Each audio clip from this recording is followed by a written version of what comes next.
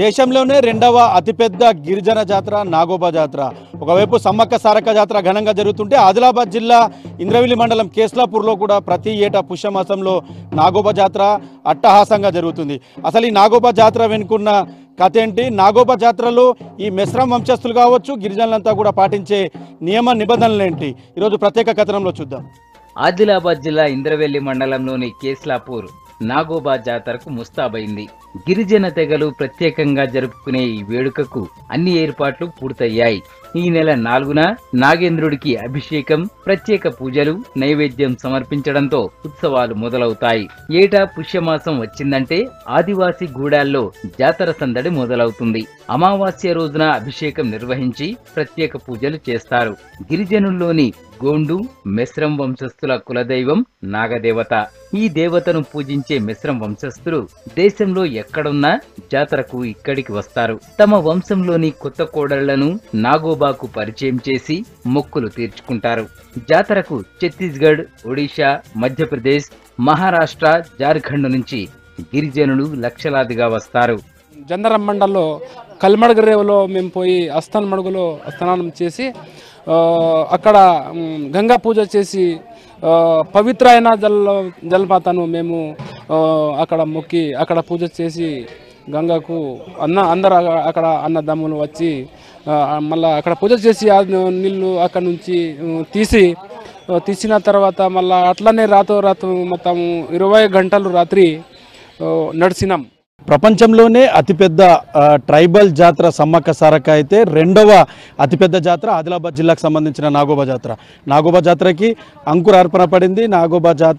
నాగోబాకు అభిషేకం చేయడానికి, పవిత్ర జలాల్ని సేకరించడానికి మిశ్రమ వంశస్థులంతా కూడా పాదయాత్రగా బయలుదేరారు. ఈ రోజు నుంచి కరెక్ట్గా 15-16 రోజుల పాటు 70 నుంచి 80 కిలోమీటర్లు దాదాపు ప్రయాణించి తిరిగి రిటర్న్లో కూడా దాదాపు 100 కిలోమీటర్ల వరకు కూడా ప్రయాణం చేసి వీళ్ళంతా పవిత్ర జలాల్ని సేకరించి నాగోబాకి అభిషేకం చేయడానికి తీసుకొస్తూ ఉంటారు. సో చాలా నియమనిష్టలతో జరుగుతుంది. ఒక డ్రెస్ కోడ్ ఉంటుంది వీళ్ళకి. ఎలాంటి పాదరక్షలు ధరించకుండా తెల్లటి వస్త్రాలు మాత్రమే ధరించి పాదయాత్రగా బయలుదేరుతూ ఉంటారు. ఉదయం నుంచి సాయంత్రం వరకు బయలుదేరిన వీరంతా కూడా సాయంత్రం ఒక చోట బస చేస్తూ ఉంటారు. ఇలా ప్రతి చోట కూడా ఒక రూట్ మ్యాప్ ఏర్పాటు చేసుకొని మీటింగ్ ద్వారా వీళ్ళు ప్రయాణం అవుతూ ఉంటారు. రాష్ట్రంలో సమ్మక్క సారక్క తర్వాత అతిపెద్ద జాతర నాగోబా. 7 రోజులు జరిగే జాతరకు నెల రోజుల ముందే మెస్రం వంశస్థులు ఏర్పాట్లు ప్రారంభిస్తారు. వృత్తుల ఆధారంగా కటోడా, దివాకర్ గాయకి, ఘడియా, సంఖ్య పాయిలర్, వాడే శాఖల వారు కేస్లాపూర్ జాతరకు 16 రోజుల ముందు పవిత్ర గోదావరి జలాల కోసం కాలినడకన బయలుదేరి వెళతారు. ఇదే వంశంలోని మిగతా శాఖల వారు వారి వెంట వెళతారు. 7 శాఖలు ముందుగా నాగోబా ఆలయం చేరుకొని కలశం తీసుకొని గోదావరి నదికి క్యూలైన్లో బయలుదేరుతారు. ఈ పాదయాత్రకి ముందు పరధాంతెగా డోలు వాయిస్తూ ఉంటే వెనకాల గిరిజనులు వెళుతూ ఉంటారు. ఇంద్రవెల్లి, ఉట్నూర్, నార్నూర్, జైనూర్, సిర్పూర్ యు, జిన్నార మండలాల్లోని గ్రామాల్లో రాత్రిపూట బస చేసి తిరిగి తెల్లవారుజామున యాత్రను హస్తినమడుగు వైపు కొనసాగిస్తారు. హస్తినమడుగు నుంచి గంగా జలాలతో ప్రారంభమైన మిశ్రమ వంశస్థులు ఒక దినం రాత్రి దట్టమైన అడవి, కొండల గుండా ప్రయాణం చేస్తారు. ఆ రాత్రి ఎక్కడా వారు బస చేయరు. దీనికి ప్రధాన కారణం మురిమడుగు మైసమ్మ శాపం. దండేపల్లి దగ్గర ఉన్న తన అక్క గంగుల గౌరిని వివాహమాడి నాగోబా వదిలేశాడన్న కోపంతో మైసమ్మ ఈ వంశస్థులపై ఆగ్రహంతో ఉందంటారు. అందుకే దారి గుండా వెళ్లే మిశ్రం వంశస్థులు ఎంత రాత్రైనా ఆ దరిదాపుల్లో బస చేయరు. మొత్తం గంగా జలాల కోసం జరిగే పాదయాత్రలో ఇదొక్కటే అత్యంత కఠినంగా ఉంటుందంటారు. 15 రోజులు మిశ్రం వంశస్థులు కఠినమైన దీక్షలో ఉంటారు. కాళ్లకు చెప్పులు లేకుండా తెల్లటి వస్త్రాలను ధరించి ఉపవాస దీక్షను చేస్తారు. వీటిని తీసుకురావడానికి పోయేటప్పుడు పాదయాత్రలో పాల్గొనేటటువంటి వారు 18 సంవత్సరాల పైబడి 60 సంవత్సరాల వయసు ఉన్న వారు కూడా పాల్గొనవచ్చు వాళ్ళు ఇష్టపూర్వకంగా. వీళ్ళు ఇంతమంది రావాలి, ఇంతమంది చేయాలనేటటువంటిది రిస్ట్రిక్షన్స్ ఏమి లేదు. కానీ చాలా శుచి శుభ్రతగా నిష్టాలతోటి ప్రయాణం చేయడం జరుగుతుంది. ఒకవేళ దీర్ఘశంక లఘుశంక తీర్చేటటువంటి అవసరం గిన వచ్చినా ఎక్కడ నీటి సదుపాయం ఉంటుందో అక్కడే ఆగి అక్కడే దీర్ఘశంక లఘుశంక చేసిన తర్వాత మళ్ళీ కాళ్ళు చేతులు శుభ్రంగా కలిసి మళ్ళీ వెళ్ళడం జరుగుతుంది. వెళ్ళడం కూడా ఇక్కడ రోడ్డు మీద నడుస్తున్నప్పుడు జిగ్జాగ్గా కాకుండా అందరూ ఒకటే వరుసలో ఒకరెనుక ఒకరు క్యూ వరుసలో పోయినట్టు వెళ్ళడం అనేటటువంటి జరుగుతుంది. గంగా జలాలతో తిరుగు ప్రయాణమైన మిశ్రం వంశస్థులు జైనూరు మండలం గౌరి గ్రామ పులిమేర్లలో పవిత్ర జలాలను చెట్టుకు కట్టి ఉంచుతారు. అక్కడి నుంచి పాదయాత్రలో పాల్గొన్న వారందరూ తమ తమ ఇండ్లకు ప్రయాణమవుతారు. ఇద్దరు మాత్రం నాగోబా ఆలయంలో పూజలు చేసి వీటికి 2 రోజుల పాటు కావలిగా ఉంటారు. అనంతరం గౌరీ గ్రామం నుంచి ఎడ్ల బండ్లతో కలిసి గంగా జలాల పాదయాత్ర ప్రారంభమవుతుంది. ఈ యాత్ర ఇంద్రవెల్లికి చేరుకుంటుంది. అక్కడ ఇంద్రాయి దేవతకు ప్రత్యేక పూజలు చేసి అమ్మవారిని ఆరాధిస్తారు. ఇంద్రాయి దేవతకు పూజలు చేయడం వెనుక మరో కథ ప్రాచుర్యంలో ఉంది. గతంలో పాదయాత్ర చేసుకుని తిరిగి వస్తున్న మిశ్రం వంశస్థులకి వారికి తెలియకుండానే భోజనాలను ఏర్పాటు పెట్టేదట ఇంద్రాయి. ప్రతిసారి తమకు కనబడకుండా భోజనాలు ఎవరు పెడుతున్నారని మాటు వేసి కూర్చున్న మిశ్రం తెగకు చెందిన చిన్న వంశస్థుడు పడియార్ అన్నం పెడుతున్న ఇంద్రాయిని పట్టుకొని ముక్కు కోసేస్తాడట. ఆమెను దేవతగా గుర్తించిన అనంతరం అప్పటి నుంచి ఇంద్రాయికి పూజలు చేయడం మొదలుపెట్టారట మిశ్రం వంశస్థులు. ముక్కు కోయబడిన ఇంద్రాయిదేవి విగ్రహం బోర్ల బొక్కల పడి ఉంటుంది. అమ్మవారికి వెనుక భాగానికే బోనాలు సమర్పించి మొక్కులు చెల్లిస్తూ ఉంటారు మిశ్రం వంశస్థులు. అసలు ఎవరు ఏమనేది మనకు తెలుస్తుంది అని ఈ దేవతకు పడుకున్నాడు. ఈయన పడుకుని నువ్వు అసలు ఎవరు ఏమి అంటే నేను ఇంద్రదేవిని అని మా ఇంద్రదేవిని ఇట్లా నేను పూజ మీకోసం మీ మీద మేము ప్రేమతో నేను వచ్చిన నేను ఫలానా నేను ఈ ఊరు ఆ ఊరు అని చెప్తే ఆయన చిన్నోడు ఏం చేసిండు ఇక్కడ ముక్కు కోసిండు. ముక్కు నీకు పెళ్లి చేస్తా అంటే ఈయన ఏం చేసిండు ముక్కు కోసిండు. కోస్తే ఇప్పుడు మేము ఇక్కడ ఆమె ఏమంటే ముక్కు సాటుగా మేము పూజలు చేయం. అది ఏమంటే బోర్ల బొక్కలు ఉన్నది ఇప్పుడు ఇంద్రదేవత. నాగోబా ఉత్సవాల్లో మరో ప్రధానమైన ఘట్టం కేస్లాపూర్ మర్రి చెట్టు వద్దకి గంగా జలాలు చేరుకోవడం. జాతరకి 2-3 రోజుల ముందుగానే మిశ్రం వంశస్థులు సేకరించిన పవిత్ర గంగా జలాలన్నీ కూడా ఈ మర్రి చెట్టు వద్దకు చేరుకుంటారు. ఇక్కడికి మొత్తం మిశ్రం సంబంధించిన వంశస్థులందరూ కూడా జమై ఒక 3 రోజుల పాటు తమ పూర్వీకులందరినీ కూడా ఇదే ప్రాంతంలో వీరంతా ఆరాధిస్తారు. తర్వాత ఇక్కడ నుంచి పుష్య అమావాస్య రోజు ఆ గంగా జలాల్ని నడుచుకుంటూ తీసుకెళ్లి అక్కడ నాగోబాకి అభిషేకం చేసిన తర్వాత నాగోబాకు సంబంధించిన ఉత్సవాలు అనేటివి ఘనంగా ప్రారంభమవుతాయి. ఇంద్రవెల్లి నుంచి గంగా జలాలతో బయలుదేరిన మిశ్రం వంశస్థులు కేస్లాపూర్ గ్రామంలోని 100 ఏళ్ల నాటి మర్రి చెట్టు దగ్గర బస చేస్తారు. ఈ మర్రి చెట్టు ఆలయానికి కిలోమీటర్ దూరంలో ఉంటుంది. గంగా జలాన్ని మర్రి చెట్టుకు కట్టి ఉంచి తమ పూర్వీకులను 2-3 రోజుల పాటు ఇక్కడే ఆరాధిస్తారు. తమ వంశంలో ఎవరైనా చనిపోయి ఉంటే వారికి అక్కడే కార్యక్రమాన్ని చేస్తారు. పూర్వీకులకు పిండ ప్రదానం చేస్తేనే నాగోబా ఆలయ ప్రవేశానికి వారంతా అర్హులు. ఈ చెట్ల కిందనే జాతర సమయం వరకు మిశ్రం వంశానికి చెందిన అన్ని తెగలవారు వచ్చి బస చేస్తారు. పుష్య అమావాస్య రోజు ఆ మర్రి చెట్ల నుంచి బయలుదేరి నాగోబాకి అభిషేకం, ప్రత్యేక పూజలు చేస్తారు. ఇంటిల్లిపాది చెట్ల కింద గుడారాలు ఏర్పాటు చేసుకుని చలి, వాన, ఎండ ఏదైనా ఓపికతో ఆరాధనను కొనసాగిస్తారు. నాగోబా జాతరకు సంబంధించి ఉత్సవాల్లో మరో ప్రధానమైన ఘట్టం సిరికొండకు సంబంధించిన కుండలు. ఈ కుండలను మిశ్రం వంశానికి సంబంధించిన ఆడపడుచులు కోనేరులోని నీటిని తీసుకెళ్లి అమావాస్య రోజు పుష్యమాసంలోని అమావాస్య రోజు ఆలయ సమీపంలో పుట్టల్ని తయారు చేయడం అన్నది ఆనవాయితీగా వస్తుంది. అయితే ఈ కుండలు ప్రతి సంవత్సరం ఈ సిరికొండకు సంబంధించిన గుగ్గిల స్వామి అనే కుటుంబానికి సంబంధించిన కుటుంబ సభ్యులు మాత్రమే తయారు చేయడం ఆనవాయితీగా వస్తుంది. కొన్ని తరాలు చరిత్ర ఇదంతా గడుస్తున్నప్పటికీ కూడా ఈ వంశానికి సంబంధించిన వాళ్ళు మాత్రమే ఈ కుండలు తయారు చేస్తారు. అయితే ఈ కుండల తయారీ ప్రారంభించిన నుంచి ఈ కుటుంబ సభ్యులంతా కూడా చాలా నియమనిష్టలతో ఉంటూ ప్రతిదీ కూడా పూర్తిగా అయ్యే వరకు కూడా కట్టుదిట్టమైన దీక్షతోనే వీళ్ళందరూ ఉంటారన్నది కుటుంబ సభ్యులు చెప్తున్నారు. గిరిజనులు తమ కులదైవంగా కొలుస్తున్న కేస్లాపూర్ నాగోబా ఆలయానికి 100 సంవత్సరాల చరిత్ర ఉంది. 22 గిరిజన తెగల్లో ఒక్క మిశ్రం వంశీయులతో మాత్రమే నాగోబా ఆలయంతో ఎక్కువ అనుబంధం ఉంది. దేశంలోని 5 రాష్ట్రాల్లోని ప్రజలు జాతరకు తరలి వస్తూ ఉంటారు. జాతర ప్రారంభానికి ముందు మిశ్రం వంశీయులు ఆలయానికి సమీపంలో ఉన్న మర్రి చెట్ల దగ్గర సమావేశాన్ని ఏర్పాటు చేసుకుంటారు. చెట్ల కింద తమ పూర్వీకులను స్మరించుకొని ఉత్సవాల ప్రణాళికలను రూపొందిస్తూ ఉంటారు. ఉత్సవాల్లోని మరో విశేషం కుండల తయారీ.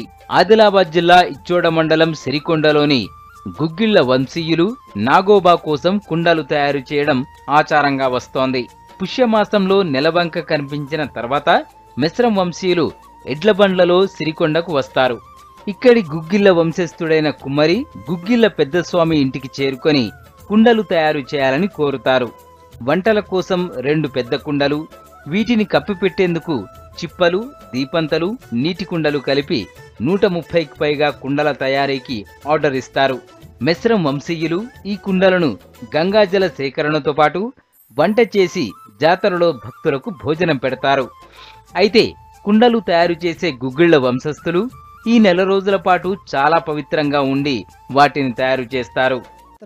ఒక నెల నుంచి కెస్రాపూర్ జాతర మిశ్రము అంశములు మొత్తం ఎక్కడి నుంచి అంశం ఎక్కడున్నా కానీ కెస్లాపూర్ వద్దకు చేరుకొని వచ్చి ఒక నెల ముందు ఆ కెస్లాపూర్ నాగోబా జాతర దగ్గరికి వచ్చి ఆ నాగోబని ఒక నెల ముందు మా దగ్గరికి వచ్చి ఆర్డర్ ఇచ్చిపోతారు.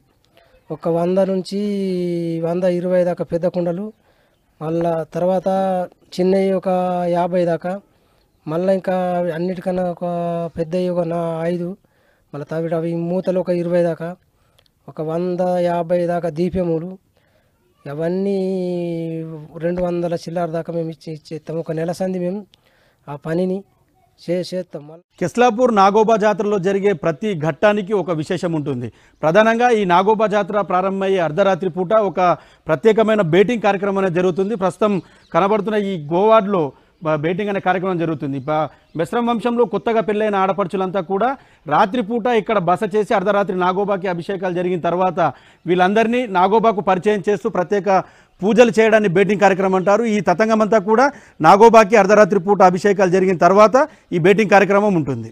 నాగోబా జాతరలో మరో ముఖ్య ఘట్టం బేటింగ్.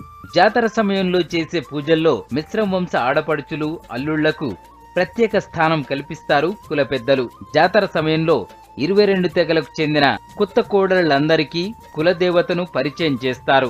బేటింగ్ జరిగే వరకు వారంతా తెల్లని ముసుగు ముఖంపై ధరించాల్సి ఉంటుంది. ఆలయం పక్కనే ఉన్న గోవాడ్లో వారం రోజుల పాటు బస చేసే మెస్రం కోడళ్లు స్నానం చేయకుండా పవిత్రంగా ఉంటారు. నాగోబాకి అర్ధరాత్రి పూజలు జరిగాక కుల పెద్దలు నాగోబాకి వీరందరిని పరిచయం చేయడం ఇక్కడి ఆనవాయితీ. గిరిజనుల ఆచారం ప్రకారం భేటీలో పాల్గొనని కొత్త దంపతులకు ఆలయ ప్రవేశం ఉండదు. తర్వాతి సంవత్సరం మళ్లీ జాతర సమయంలో భేటింగ్లో పాల్గొంటేనే వారికి నాగోబా దర్శనానికి అనుమతి లభిస్తుంది. మేస్రం వంశస్థులు, నేను మేస్రం కూతురు అన్నమాట. ఇది చాలా సంవత్సరాల నుంచి ఇది చాలా పవిత్రమైనదిగా భావిస్తారు. ఇది ప్రతి ఒక్కరికి కూడా కోరిన కోరికలు నెరవేరేటటువంటి దేవుళ్ళు. స్పెషాలిటీ ఇక్కడ కొన్ని రోజులు ఇక్కడ మేస్రం వంశస్థులు ఉండి కొన్ని రాత్రులు గడిపేసి పూజలు నిర్వహిస్తారు. అది చాలా పవిత్రమైనది, అది చాలా ఆలయ ప్రాంగణంలో మరో ఆచారం కూడా ఉంటుంది. కొత్త జంటలతో పాము పుట్టలను తయారు చేయిస్తారు. వీటికి సిరికొండలో తయారు చేసిన కుండలతో తెచ్చిన నీటిని మాత్రమే వాడుతారు. మర్రి చెట్ల కింద ఉన్న కోనేరు నుంచి నీటిని తీసుకొస్తారు మిశ్రం ఆడపడుచులు, కోడళ్లు. ఆలయ సమీపంలో మట్టిని టేకు కర్రలతో అల్లుళ్లు తవ్వితే ఆడపడుచులు కుండల్లో నీటిని తీసుకొచ్చి ఆ మట్టిని పుట్టల్లా చేస్తారు. అనంతరం ఆ పుట్టలకు ప్రత్యేక పూజలు నిర్వహిస్తారు. ఆడపడుచులు చేసిన పుట్ట 5 రోజుల పాటు పగలకుండా ఉంటే ఆ ఏడాది పంటలు బాగా పండుతాయని, తల్లిదండ్రులు, తోడబుట్టిన వారు బాగుంటారనేది గిరిజనుల అపారమైన నమ్మకం. ఇక నాగోబా జాతరకి మరో విశిష్టత ఉంది. జాతరకు వచ్చే మిశ్రం వంశీయులు వేలాది మంది ఉన్నా వారు వంట చేసుకునేది మాత్రం 22 పొయ్యిల మీదే. ఈ పొయ్యిలు ఎక్కడ పడితే అక్కడ పెట్టడానికి వీల్లేదు. ఆలయ ప్రాంగణంలో ప్రత్యేకంగా ఏర్పాటు చేసిన ప్రహరీ గోడ లోపల గోడకు చుట్టూ దీపాలు వెలిగించేందుకు ప్రత్యేక అరలు ఉంటాయి. ఆ దీపాల కాంతుల వెలుగులో 22 పొయ్యిల్లో మిశ్రం వంశీయులు ఒకరి తర్వాత ఒకరు వరుసగా వంటలు చేసుకుంటారు. మిగతా జాతుల వారు ఎక్కడైనా వంట చేసుకోవచ్చు. పవిత్రమైన ఒక బంధం ఉంటుంది దేవుడి దగ్గర దర్శనం చేయించుకోవడానికి. ఆ భేటీ అనేది వారం రోజు జరుగుతుందండి ఇక్కడ. అది బండిలతో ఇళ్ళ బండిలతో మేము వస్తాం, మా ఇంటి నుంచి బయలుదేరుతాం. ఇక్కడ కుటుంబ సభ్యులు అందరూ వస్తారు, పెద్దవాళ్ళు చిన్నవాళ్ళు అందరూ ఈ సదస్సులు అందరూ వచ్చి మా దాంట్లో పార్టిసిపేట్ చేస్తారండి. ఒక వారం రోజుల దాకా ఇలాగే ఉంటాం ఇక్కడ. స్నానం లేకుండానే కొత్త కోడలు భేటీ మిశ్రమ వంశస్థులు అందరూ కోడళ్ళు వారం రోజులు పూజ చేస్తుంటారు. పెద్దవాళ్ళు చెప్తారు, మేము వాళ్ళతో పాటిస్తాం. స్నానం లేకుండానే వాళ్ళతో పాటు మేము పవిత్రంగా ఉంటాం. ప్రత్యేక పూజ సమయంలో మొలకెత్తిన నవధాన్యాలను తీసుకొస్తారు. ఒక రాగి చెంబులో పాలు, నవధాన్యాలు, మొలకలు అన్నింటినీ ఒక రుమాలుతో కప్పి పుట్ట పైన ఉంచుతారు. పుట్ట మీది రుమాలు పైకెత్తినట్లు కనిపిస్తే పూజా కార్యక్రమం ఆరంభిస్తారు. అయితే ఇప్పటికీ నాగదేవుడు రాగి చెంబులోని పాలు తాగుతాడనే విశ్వాసం గిరిజనుల్లో ఉంది. కాగా ఈ పూజా కార్యక్రమంలో పట్లాల్, గైక్వాడి, పహల్దార్ మొదలైన వారు మాత్రమే పాల్గొంటారు. ఏటా జరిగే నాగోబా జాతరలో గిరిజన దర్బార్కి చాలా ప్రాముఖ్యత ఉంటుంది. ప్రతి ఏటా గిరిజనుల కోసం ప్రజాప్రతినిధులు, అధికారులంతా ఒక్క చోటకు చేరి వారి సమస్యలను నేరుగా వినే సాంప్రదాయం ఈ నాగోబా జాతరలో ఒక్క చోటనే కనిపిస్తుంది. గతంలో నిజాం ప్రభుత్వ కాలంలో హేమండార్ఫ్ ఈ సంస్కృతిని ప్రారంభించడం అనేది జరిగింది. ఎందుకంటే గిరిజనులు కార్యాలయాల చుట్టూ, అక్కడికి రాజకీయ నాయకుల చుట్టూ తిరిగే పరిస్థితి ఉండదు. కాబట్టి ఇలాంటి సందర్భంలో దర్బార్ ఏర్పాటు చేస్తే వారి సమస్యలు నేరుగా ప్రభుత్వం దృష్టికి, ప్రజాప్రతినిధుల దృష్టికి వెళ్తుందన్నది ఒక ప్రధానమైన ఉద్దేశంతో ఈ దర్బార్ కొనసాగుతుంది ప్రతి ఏటా కూడా. జాతరలో భాగంగా మరో ప్రధాన ఘట్టం దర్బార్. ఏటా ప్రభుత్వం నిర్వహించే దర్బారుకు ఒక ప్రత్యేకత ఉంది.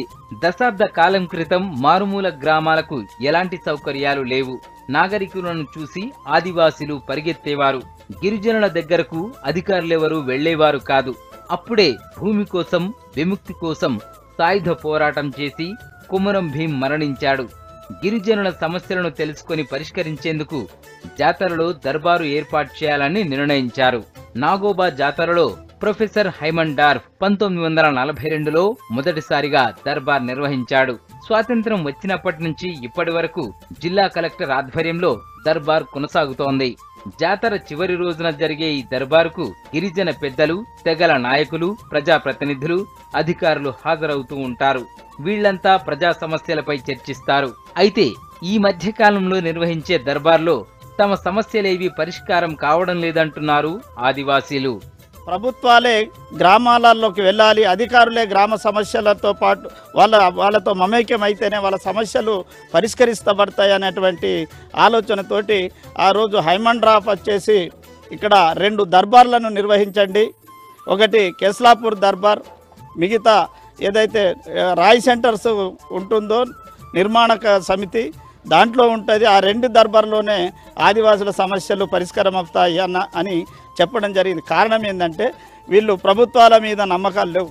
ఆదివాసీలు జరుపుకునే నాగోబా జాతరకు పట్టణ ప్రాంతాల ప్రజలు కూడా పెద్ద సంఖ్యలో తరలివస్తారు. చూశారుగా, ఇది నాగోబా ఉత్సవాలకు సంబంధించిన విశేషాలు. మెస్రం వంశస్థులు యుగాలు గడిచిన, తరాలు మారిన తమ సంస్కృతి సాంప్రదాయాలను ఏనాడు కూడా విస్మరించడం లేదు. జాతర జరిగే పుష్యమాసం నెల రోజుల పాటు తమ సంస్కృతి సాంప్రదాయాలతో పాటు ఆచారాలని కూడా ఏమాత్రం కూడా విస్మరించడం లేదు. ఇంతటి పవిత్రమైన ఘన చరిత్ర కలిగిన నాగోబాను మీరు దర్శించండి, పునీతులు కండి. కెమెరా పర్సన్ విఠల్తో ప్రేమ్ సాగర్, V6 న్యూస్, ఆదిలాబాద్ నుంచి.